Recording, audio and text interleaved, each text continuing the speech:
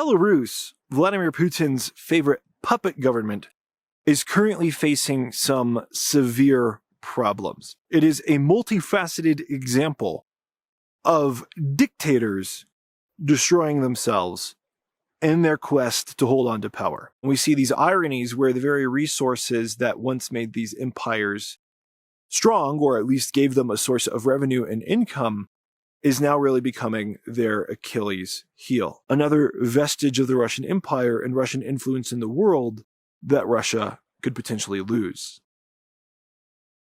As the war in Ukraine has progressed, it has been absolutely fascinating to watch Russia's decline from a place where most people consider them to be a major global superpower to the place where Russia now is today. And as this has happened, we have measured Russia's decline in several different ways. We've measured their decline in military strength, as well as in economic strength, to show how bad things are within Russia itself. But there is another measure of Russia's decline, which you could argue is actually more significant.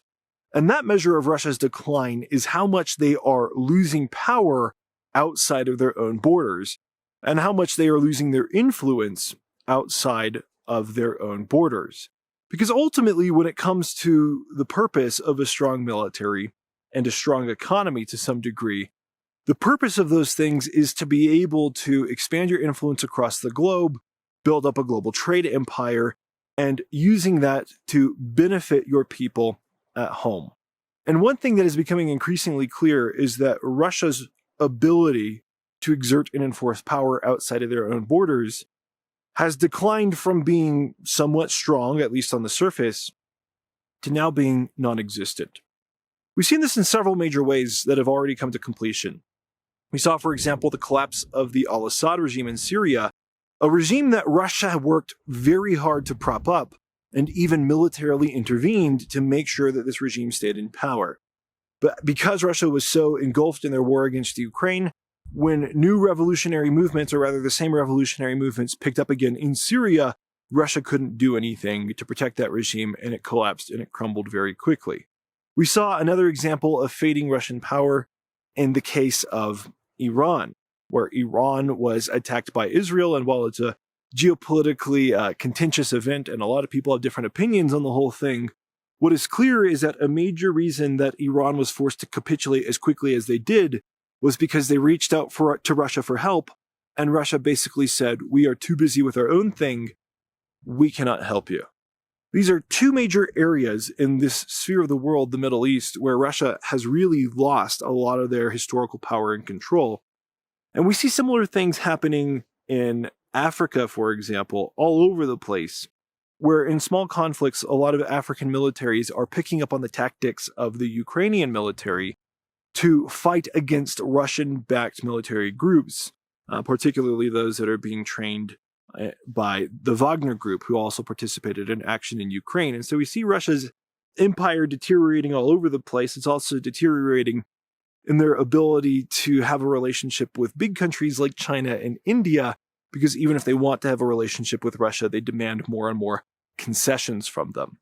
But perhaps the biggest example of how thorough Russia's international collapse has been and is becoming is the state of Belarus, which a lot of people have argued isn't even a separate state from Russia. It's only a separate state in name only. But whatever you might say about that, one thing is becoming clear. Belarus increasingly wants less and less to do with Russia, which is surprising.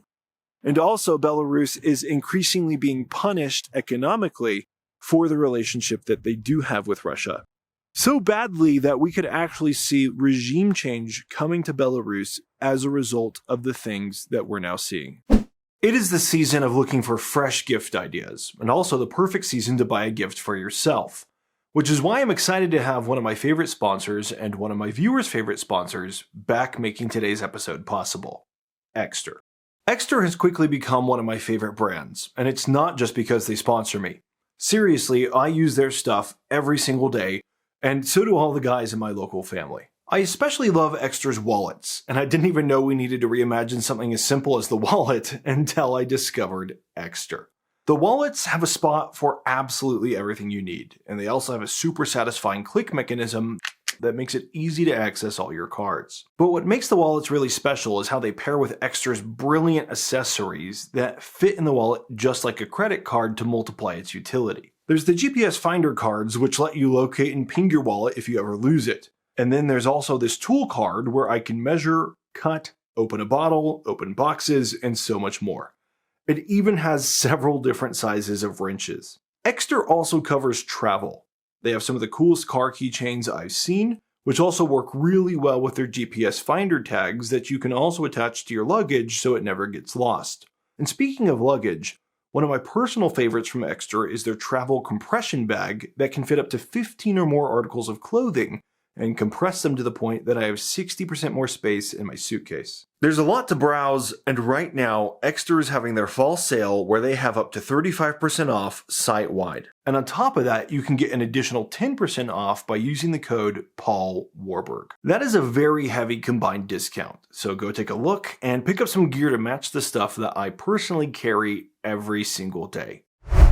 I would not be at all surprised if within the next 10 years, as a direct result of Russia's war against Ukraine, the last two major dictatorships in Europe completely collapse and are hopefully replaced by a better form of government that is more democratic and more fair.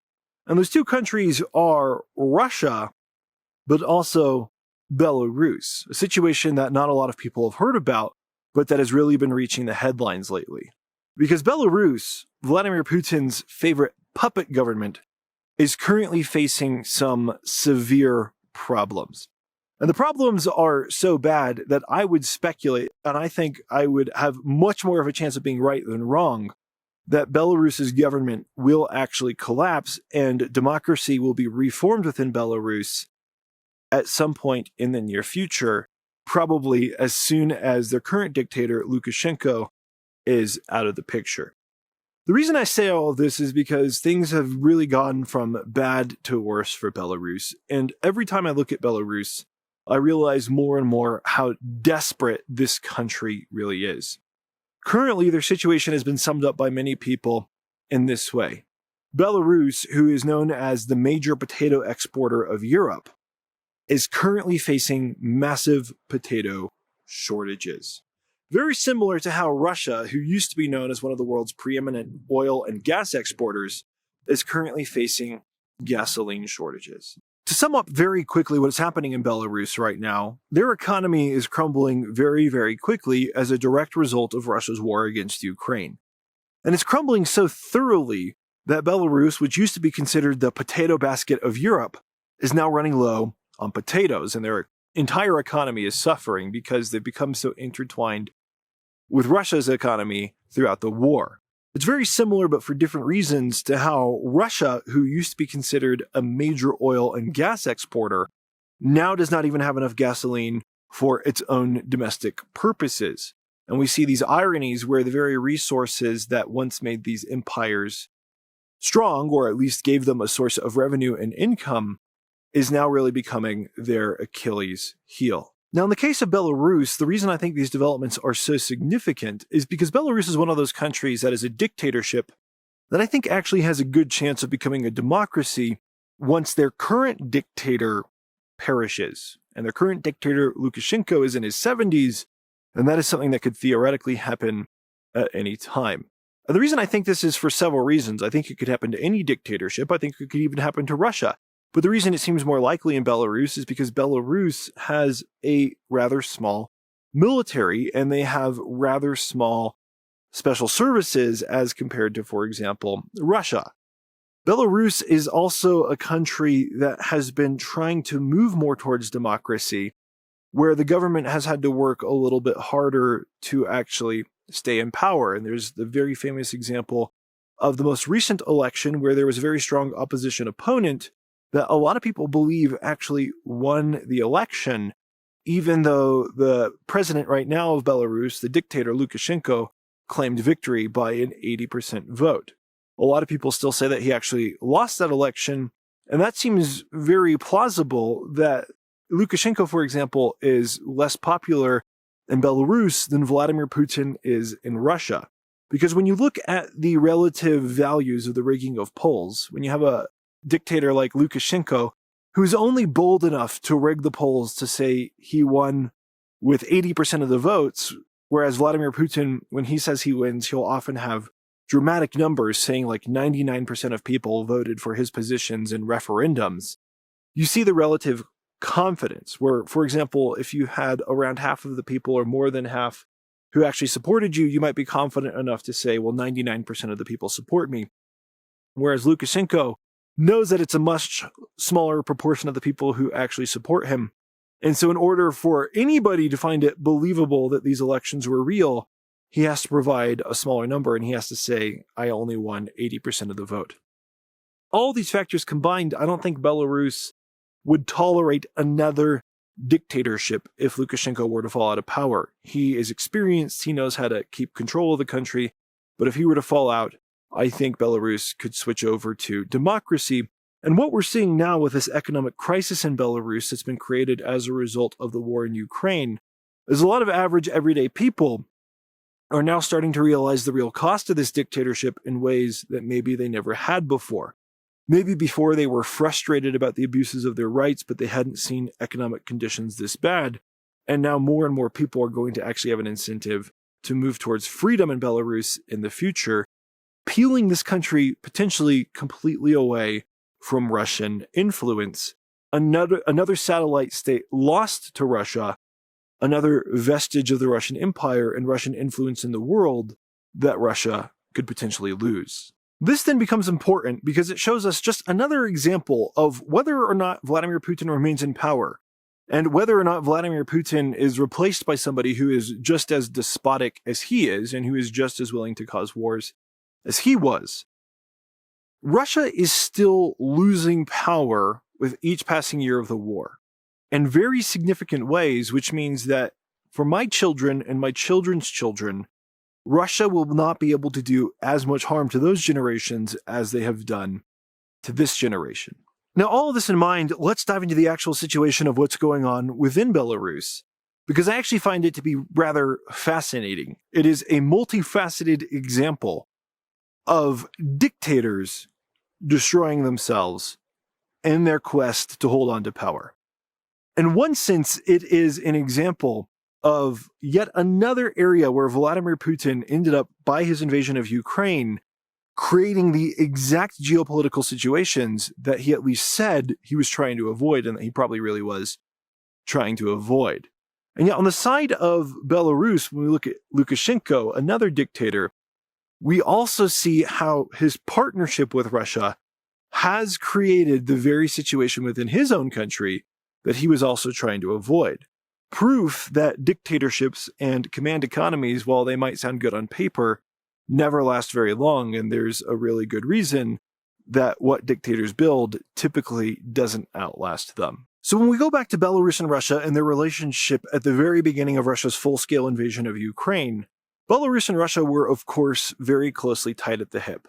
And there are a lot of examples of this where Belarus allowed their territory to be used basically as if it were Russian territory in order to help Russia defeat Ukraine. First and foremost, Belarus allowed Russian troops to invade Ukraine from their territory, which according to the initial war plans was probably the most pivotal piece of the entire invasion. It was the troops that were stationed in Belarus that could actually move towards Kyiv and potentially take out the Ukrainian government and therefore establish a Russian puppet state in Ukraine. It was those troops that could have allowed Russia, in theory, to win the war in a period of 3 days to 3 weeks, which of course didn't happen, but that was still the plan. And that's what Belarus tried to enable Russia to do. And even if you say, well, Belarus didn't know that the Russian troops are going to invade Ukraine from their territory, it's not really believable because Belarus had to have some questions about hundreds of thousands, tens of thousands of Russian troops coming onto their territory and staging right next to the Ukrainian border. Even if they didn't directly know Russia was going to do that, they certainly didn't do anything to prevent that from happening. They didn't do anything to warn Ukraine about what might be coming, and that made Belarus very complicit and very tightly aligned with Russia in the most important ways at the beginning of the war.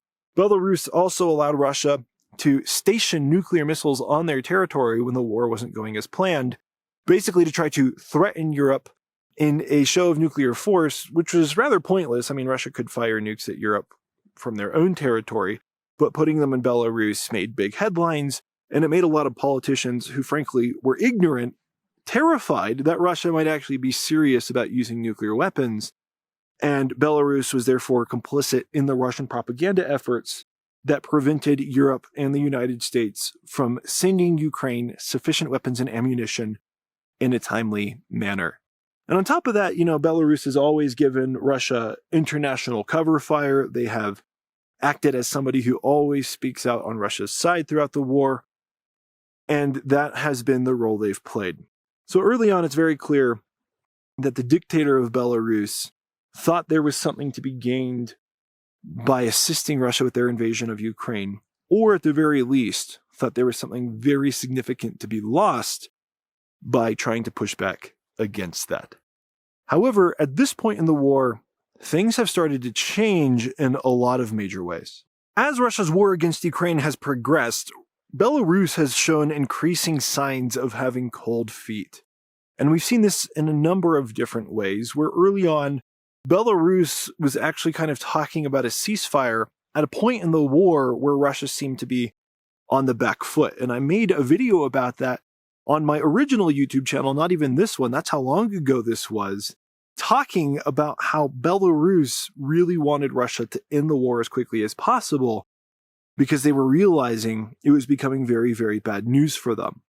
Now, there's a lot of speculation as to why Belarus felt this was such bad news, but I think they started to get cold feet really early on because of what Russia specifically did around the border of Belarus that must have been very suspicious to Lukashenko. In particular, what Russia did was a lot of false flag type attacks, or rather than false flag attacks, false flag type events, where they intentionally tried to bait Belarus and Ukraine into fighting against each other. And this was at a period of time where Vladimir Putin was meeting with the leader of Belarus on a very regular basis, basically demanding that the Belarusian military get involved in the war. During this time, we saw things like Russian tanks that actually went into battle in Ukraine, flying the flags of Belarus instead of Russia, basically trying to convince the Ukrainians there that they were actually being attacked by Belarus. We also saw attacks going the other way, where there were attacks within the border of Belarus that it came down to it was actually Russian false flag attacks where Russians had fired over the borders of Belarus to try to convince the people in Belarus that Ukraine was attacking them. And so we saw evidence of Russia trying to provoke both sides into a conflict with each other.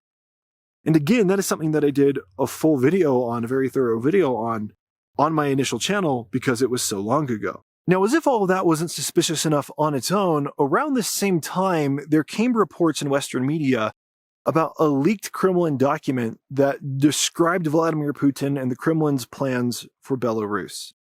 And this document must have taken Lukashenko absolutely by surprise, and it must have shocked him because the document talked about plans to fully unify Belarus with Russia within Lukashenko's lifetime. I don't remember the exact dates. Again, this was quite a while ago that this came out. But the plans basically said that Russia was planning to do with Belarus the same type of thing that they had done with Georgia and Ukraine, where they would fully economically unify with Belarus. They would fully absorb that territory into their country. And they would do that by increasing economic ties with Belarus. They would do that by increasing language ties with Belarus, and also by increasing the number of passported citizens within Belarus. And they would use all of that to create some kind of pretext to actually fully absorb the country. Up to that point, Belarus and Russia had a de facto agreement that basically said they were a union state. But you have to understand, for an empire builder like Vladimir Putin, something like a union state isn't enough. Their ultimate goal is to have a legacy of growing the borders of their country. And Putin's ultimate goal is probably to have a legacy of restoring the former borders of the Soviet Union. And so simply having Belarus as a puppet state, according to this document, wasn't enough. Russia actually wanted to fully take over and fully absorb Belarus. Now, they didn't have a huge military plan, at least not laid out in this document, to do that, but they really wouldn't have needed one, especially if Russia was successful invading Ukraine and Belarus into fighting against each other, keeping that western region occupied so Russia could take more of eastern Ukraine, weakening both Ukraine and Belarus, and then being able to go in and absorb the rest of the regions of Ukraine and Belarus after all of that was over, Russia really wouldn't have needed a very intense military plan.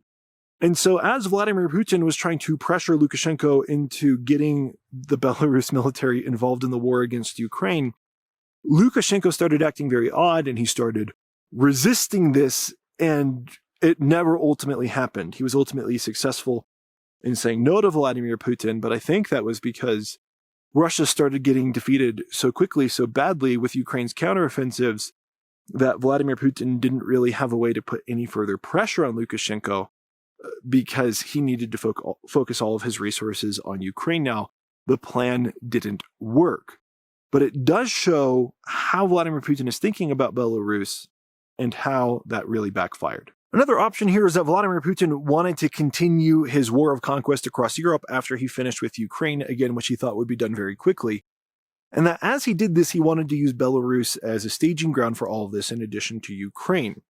And perhaps the idea here was to say, well, now we've started this broader war with NATO, using whatever pretexts Vladimir Putin would have created for that war.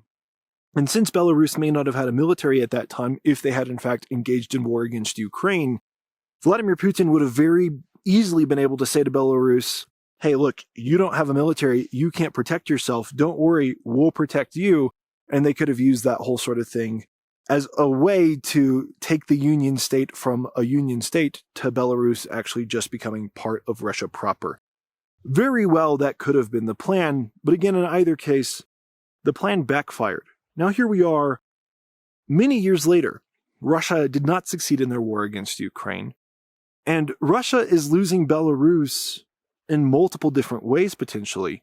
They're losing them economically, and they are also losing Belarus because they are starting to recognize that Russia is not the best mother state for them. They're not the best state for Belarus to be a vassal of. And Belarus has increasingly been trying to make direct ties with China to support their economy. Now, the reason this is happening, it really does go hand in hand back to the economy collapsing in Belarus, and why the economy and also Belarus looking to China are two sides of the same coin of Belarus in one way or another falling out of Russian influence. They will either become democratic or they will become kind of a vassal state of China. What has happened is that because Belarus supported Russia so much early on in the war, Belarus became subject to the same sanctions that Russia was subjected to. And Belarus could no longer export to Europe in the same way they once had, and they had a lot of major exports, particularly when it came to petroleum products. That would be refined gasoline, but it would also be things like fertilizer and some agricultural goods as well. Belarus, because of sanctions, lost a lot of their income selling to Europe. And that forced them to go to Russia because it was the only one close enough with actual trade ties that they could turn to.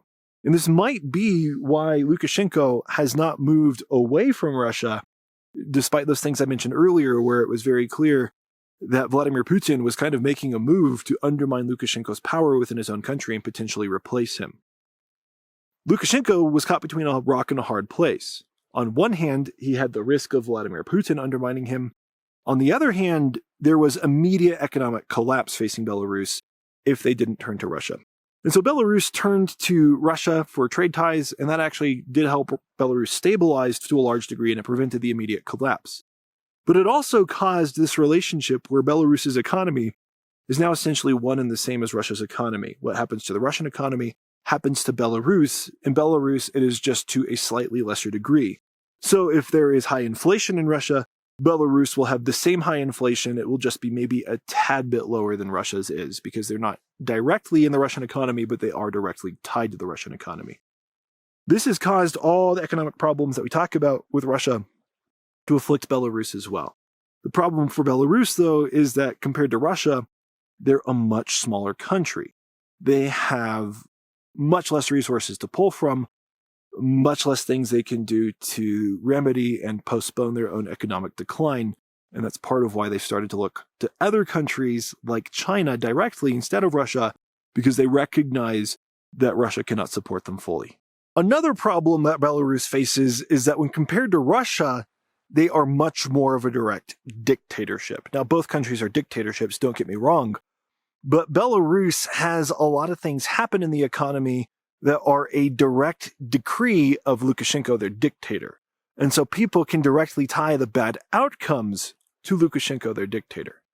In Russia, it's the same bad outcomes, but Russia has a huge mask of propaganda, and also Vladimir Putin is rather shrewd in the way that he can use different levers to mask what's going on and make it look like he's not directly responsible.